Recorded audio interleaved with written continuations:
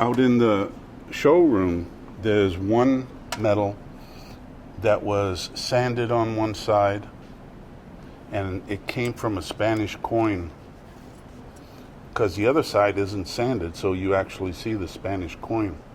And that's in the display room where we just came from.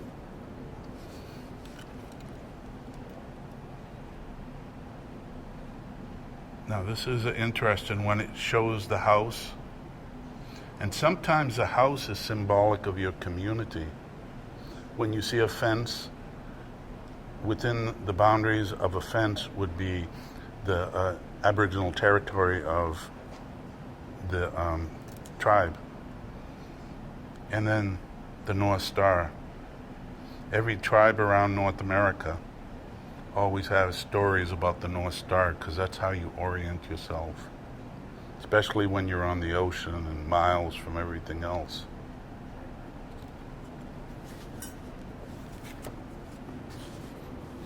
There's other ones there, but I think we have more material.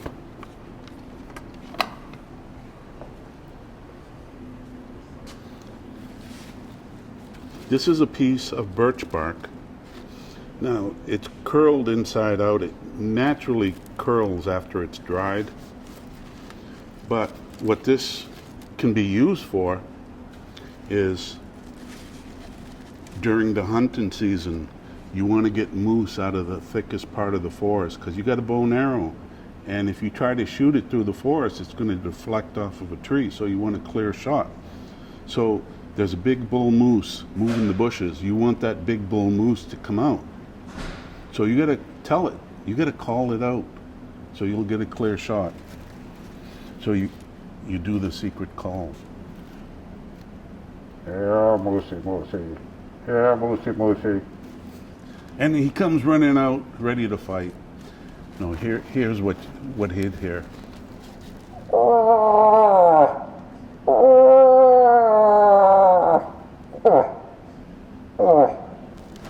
So that would get a big bull moose angry, and he'd be coming out for a fight, because it's a rut season.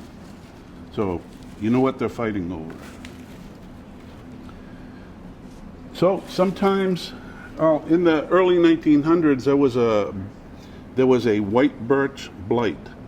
The trees were being diseased, so it was hard to find a birch bark tree. So this is not natural. It's sort of like cardboard, but it'll still give you the same call.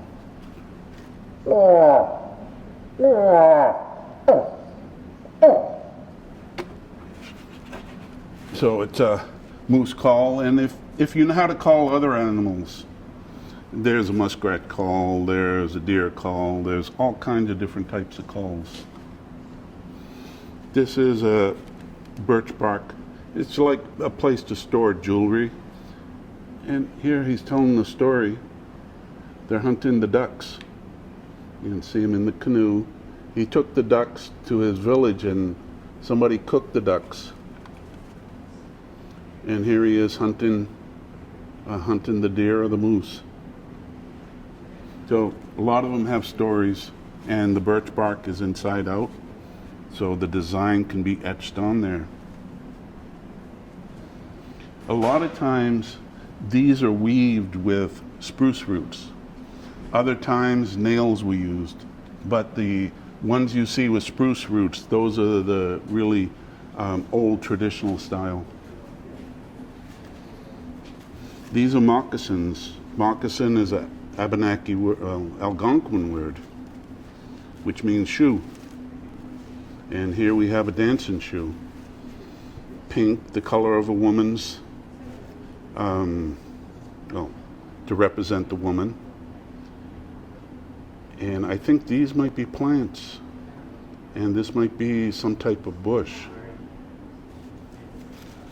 A lot of times these were made out of deer hide, moose hide, and some people tell me they prefer the caribou hide because it was more tender. It was treated right. The tanning process was a little bit easier.